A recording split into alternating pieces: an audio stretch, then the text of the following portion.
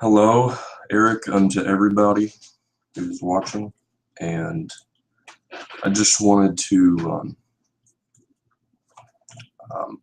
point out something that this video here. Now, there's the idea that this was not what he meant by saying this, what he's about to say. But nevertheless, whether or not that is the case, there still has to be something done about this, because if people misunderstand that and actually run with that idea that Jesus Christ's death upon the cross was a failure, they're going to be sadly, horribly deceived. Because if you believe that, you are not going to be saved. That is the gospel. So whether or not that's what he meant or not, at all costs, we should tell people, reprove this idea that Jesus Christ's death upon the cross is a failure. So, let me go ahead and get into this. First off, what is the opposite of success? Failure. And show me anywhere in the scriptures where it says Jesus Christ's death upon the cross was a failure.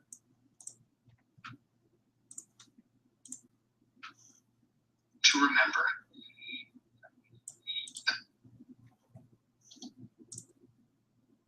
I'm sorry, here we go.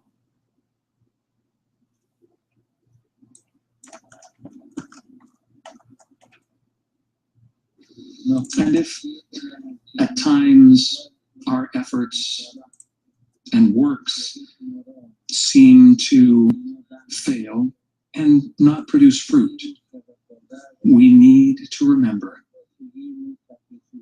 that we are followers of Jesus Christ, and his life, humanly speaking, ended in failure, the failure of the cross.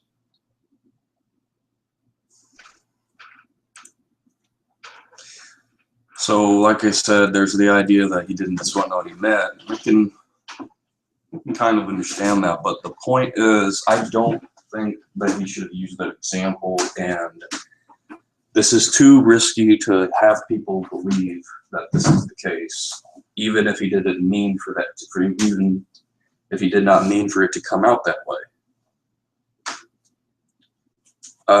This idea that we're not supposed to persecute and all this stuff, but it's a twisting of terms to say that we're persecuting Pope Francis for doing this. It's just like everybody else is doing. They're telling everybody who's reproving the unfruitful works of darkness that they're being unloving and judgmental, and it's just, you know, that's a dishonest lie to say that people are being unloving and they're being unkind and all this different stuff for reproving the unfruitful works of darkness, because regardless, this needs to be reproved, whether or not he meant it or not, for people, so that people watching can properly understand that this is not the truth, and that even if they run with it, if they go away thinking that it is that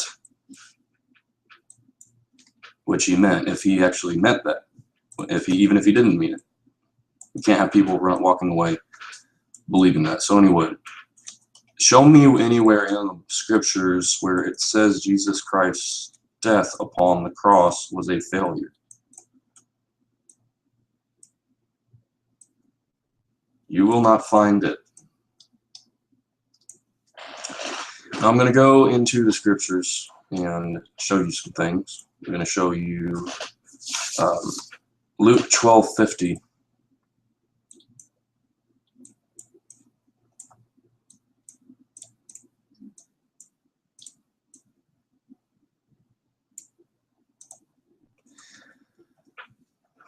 Jesus said, I am come to send fire on the earth, and what will I if it be already kindled?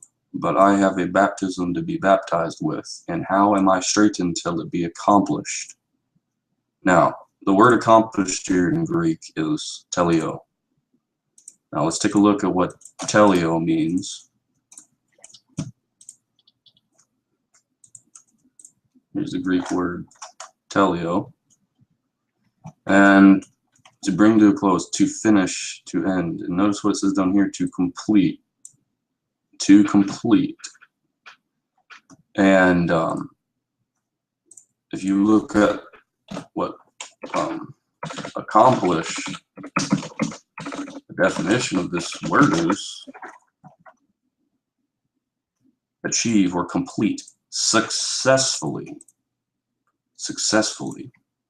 That's what I was saying earlier. What is the opposite of success? Failure.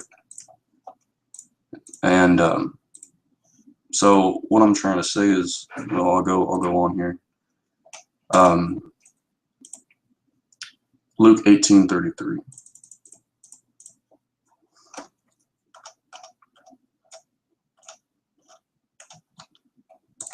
Then he took unto him the 12, and I would read the context if I were you. We'll scroll up here just so you can pause if you want.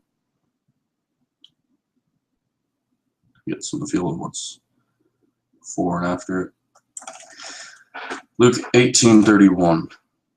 Then he took unto him the 12, and said unto them, Behold, we go up to Jerusalem, and all things that are written by the prophets concerning the Son of Man shall be accomplished. For he shall be delivered unto the Gentiles, and shall be mocked, and spitefully entreated, and spitted on, and they shall scourge him, and put him to death, and the third day he shall rise again. Word accomplished. It's the same word, teleo.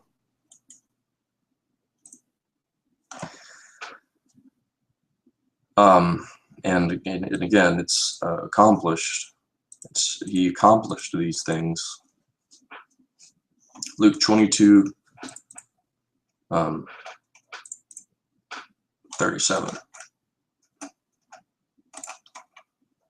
Then said he unto them, But now he that hath a purse, let him take it, and likewise his scrip, and he that hath no sword, let him sell his garment and buy one. And again, anything.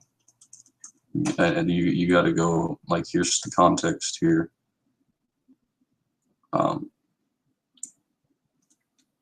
For I say unto you that this that is written must be accomplished in me.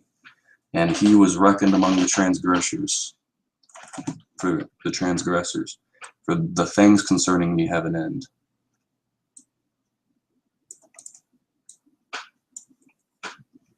John 19:28. After this, Jesus, knowing that all things were now accomplished, that the scripture might be fulfilled, saith, I thirst.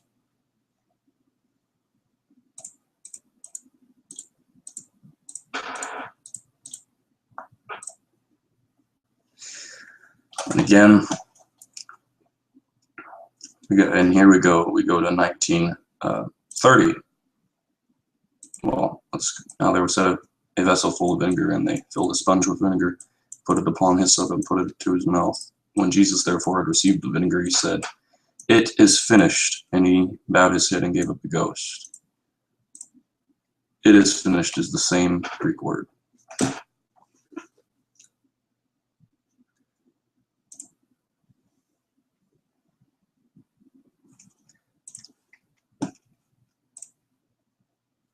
So, you could say that that's not what he meant.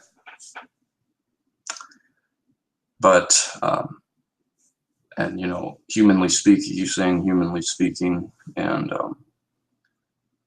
as of right now, I don't really know what to think about that. But I just know that there is the idea that that is what he said. And the very fact that that idea is out there, that that's what he meant, could imply, I don't have absolute proof of this, but it could imply that those who listened to him took it as that. what I'm trying to say is, regardless of what he meant, the idea that that's what he meant was that Jesus Christ's death on the cross was a failure is out there, means that that idea should be reproved. So that people don't believe a lie that will damn their soul for eternity.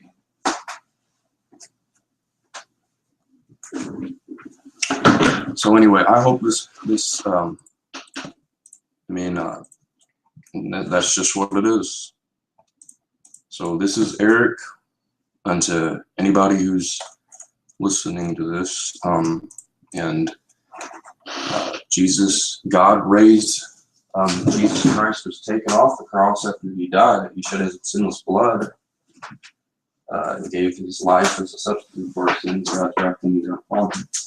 Was buried buried with a rich in his death, and God raised him from death. Now he's alive right now, and will come back to judge both the living and the dead. Believe the gospel of Jesus Christ.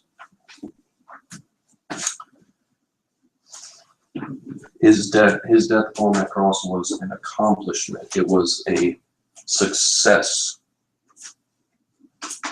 It was an accomplishment. Achievement. Okay.